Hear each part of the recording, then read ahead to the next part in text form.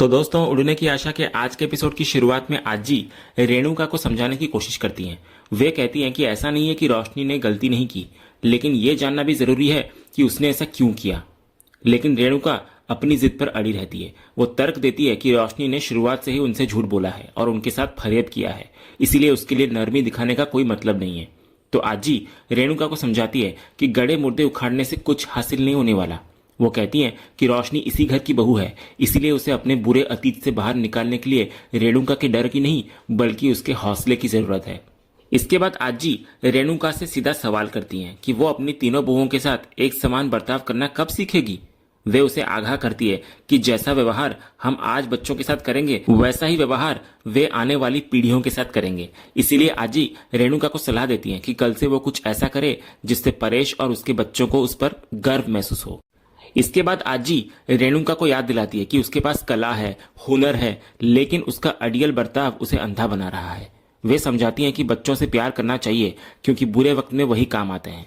फिर आजी साफ करती हैं कि वे उसे सुना नहीं रही बल्कि सही रास्ता दिखा रही हैं। वे चाहती हैं कि रेणुका अपने पति और बच्चों को जोड़कर रखे ताकि उसे भविष्य में इज्जत मिले।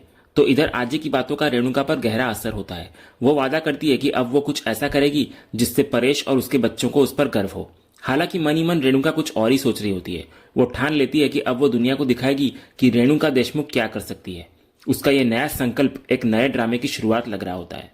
दूसरी तरफ एक नाराज कस्टमर सायली के घर आ पहुंचता है। वो सायली पर भड़कता है कि उसकी वजह से उसे खुद उसके घर चलकर आना पड़ा।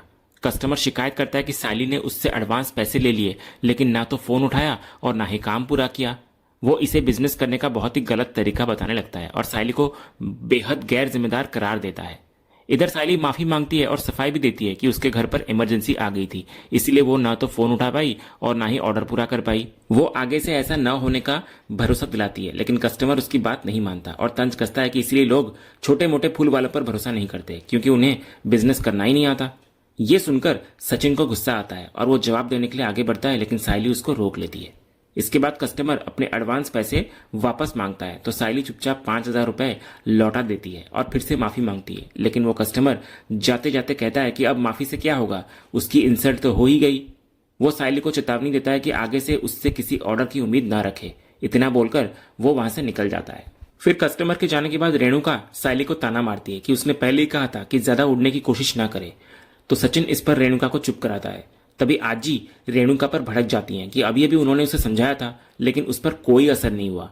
वे याद दिलाती हैं कि सायली का काम सचिन को छुड़ाने के चक्कर में बिगड़ा और सचिन रेणुका की ही परेशानी दूर करने गया था। फिर आजी साबित करती है कि सारे फसाद की जड़ असल में रेणुका ही है। लेकिन रेणुका अपनी गलती मानने के बजाय सायली पर ही दोष मढ़ देती है। उसका तर्क होता है कि सायली को समय रहते क्लाइंट को बता देना चाहिए था। वो सायली को औकात में रहकर सपने देखने की नसीहत देती है। तो आजी हताश होकर कहती है कि भैंस के आगे बीन बजाने से कोई फायदा नहीं है क्योंकि रेणुका सुधरने वाली नहीं है। तो रेणुका भी अपनी बात पर अड़ी रहती है और वहां से चली जाती है। इसके बाद रिया और आकाश दोनों सायली को समझाते हैं कि जो हुआ वो दुर्भाग्यपूर्ण था। रिया सायली की तारीफ करती है कि वो इतनी सारी जिम्मेदारियां अकेले संभालती है जैसा उसने पहले कभी किसी को करते नहीं देखा। सचिन भी इधर अपनी गलती मानता है कि उसके कारण ही सायली का काम बिगड़ा। आजी भी सायली को दिल छोटा न करने की सलाह देती है, लेकिन सायली खुद को माफ नहीं कर पाती। वो अपनी गलती मानती है कि उसे क्लाइंट को पहले ही बता देना चाहिए था और खुद को एक बहुत ही बुरी बिजनेस वुमेन मानकर वहां से निकल जाती है। फिर आजी सचिन को सायली को संभालने के लिए भेजती हैं। अगली सुबह रोशनी अपने कमरे में अकेले में बात कर रही होती है। उसे लगता है कि जब भी वो अपनी जिंदगी को सही पटरी पर लाने की कोशिश करती है तो कुछ न कुछ ऐसा हो जाता है जिससे सब तहस नहस हो जाता है। रोशनी को डर सता रहा होता है कि काकू अब उसकी जिंदगी फिर से नरक बना देगी और अब उसका साथ देने वाला भी कोई नहीं बचा है।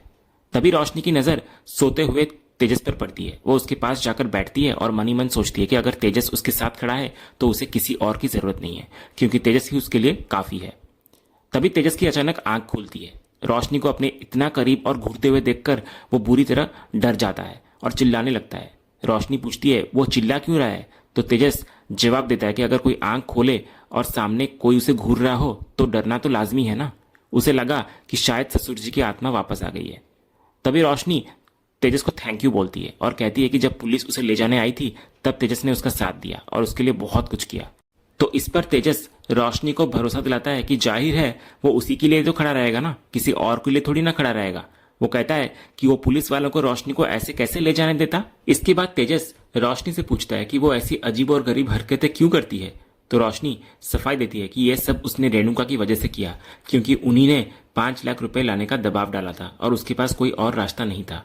तो तेजस समझता है, लेकिन याद दिलाता है कि रोशनी के इस आइडिया से सबको कितनी परेशानी हुई। वो भरोसा दिलाता है कि वो है और वो रोशनी की प्रॉब्लम सॉल्व करेगा, इसीलिए उसने सचिन को भेजा भी था।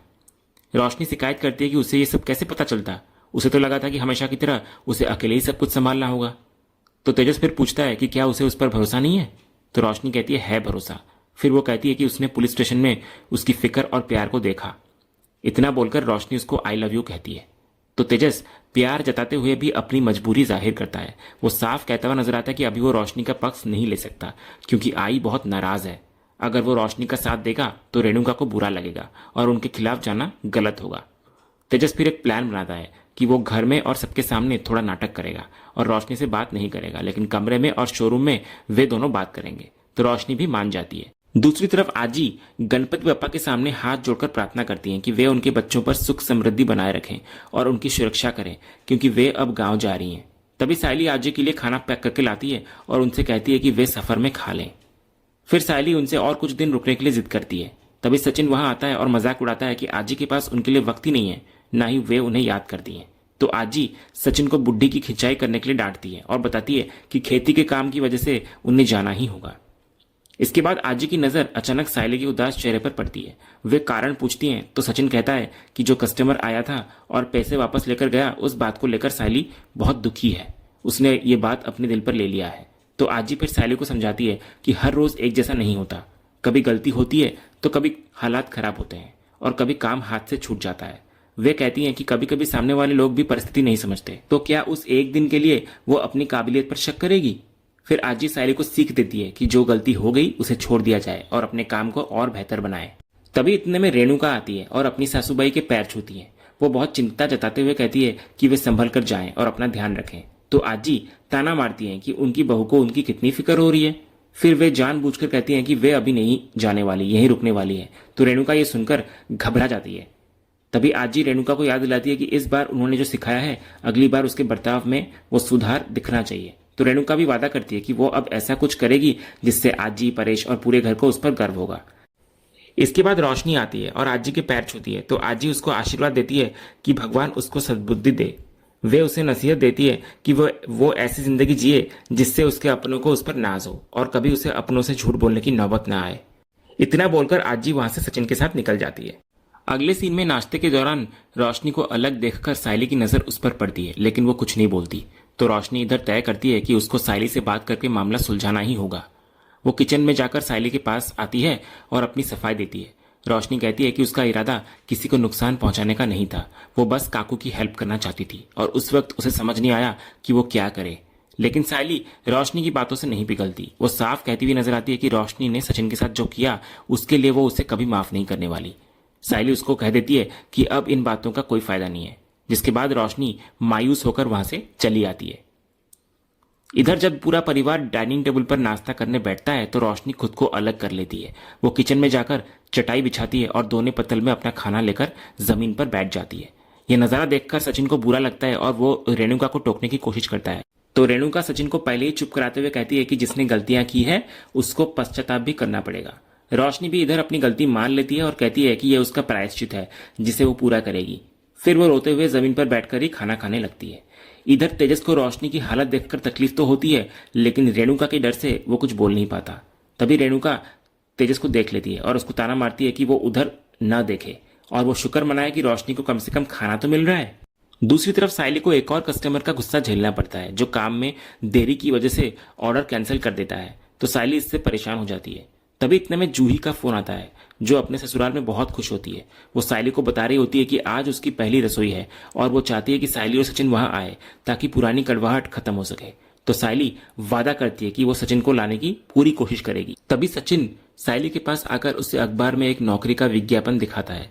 वो बताने लगता है कि यह दिलीप के लिए बहुत अच्छा मौका है और उसे यहाँ अच्छी नौकरी मिल सकती है। इतना बोलकर सचिन तुरंत उस इश्तिहार की फोटो खींचकर दिलीप को भेज देता है। इसके बाद सचिन का ध्यान सायली पर जाता है, जो किसी गहरी सोच में डूबी होती है। वो पूछता है कि क्या किसी कस्टमर के साथ फिर से कोई मचपच हुई। तो सायली मना करती है और कहती है कि वो सब तो वक्त के साथ ठीक हो जाएगा। इसके बाद सायली बताने लगती है कि अभी उसे जूही का फोन आया था। वो कहती है कि जूही ने उन्हें अपने नए घर पर पहली रसोई के लिए खाने पर बुलाया है। तो सचिन शिकायत करता है कि उसे तो जमाई नंबर 2 यानी कि अरुण का फोन तो नहीं आया, वो भी तो बुला सकता था ना।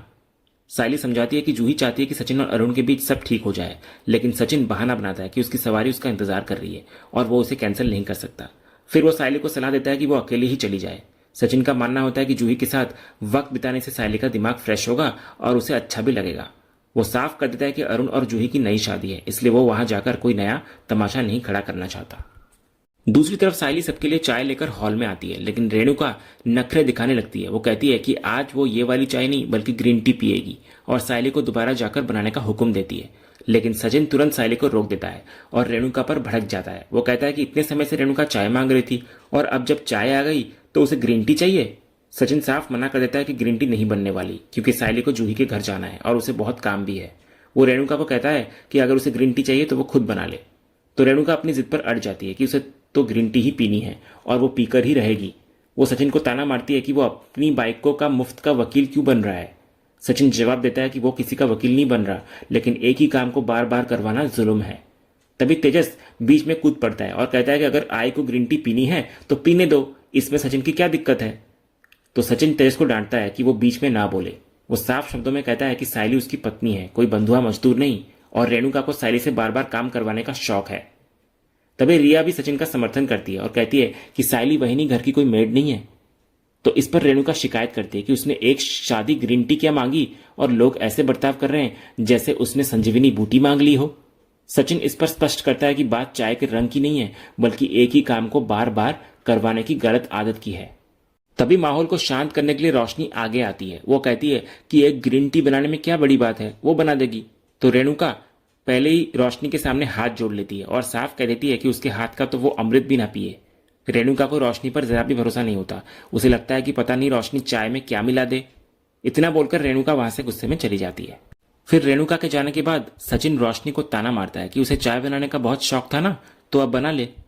फिर सचिन इधर सायली को समझाती है कि बात को इतना नहीं खींचना चाहिए था, लेकिन सचिन सायली को डांटता है कि रेणुका उसे परेशान कर रही है और सायली को खुद के लिए खड़ा होना ही होगा। वो याद दिलाता है कि जितना दबेगी वो उतना दबाया जाएगा उसको, और इसका असर उसके काम पर भी पड़ेगा। रिया भी सचिन का समर्थन करती है और सायली को समझाती है कि उसकी चुप्पी ही उसकी समस्या बन रही है। वो कहती है कि इस घर में सबको आजादी है, तो सायली को क्यों नहीं। सचिन फिर से जोर देता है कि अब फैसला सायली के हाथ में है, दबना है या जवाब देना है। फिर अंत में रिया एक महत्वपूर्ण सीख देती है सायली को कि दूसरों से इज्जत पाने के लिए पहले खुद की इज्जत करनी होगी। तो सायली इन बातों पर गहराई से सोचने लगती है और इसी सीन के साथ आज का ये एपिसोड यहीं खत्म होता है। तो दोस्तों, आपको आज का ये एपिसोड और इसका अपडेट कैसा लगा, अपनी राय हमें कमेंट करके जरूर बताएं। अगर आपको ये वीडियो पसंद आया हो आज का, तो इसे लाइक और शेयर जरूर करें और उड़ने की आशा के आने वाले रोमांचक ट्विस्ट एंड टर्न्स जानने के लिए हमारे इस चैनल को सब्सक्राइब करना ना भूलें। मिलते हैं अगले वीडियो में, तब तक के लिए धन्यवाद।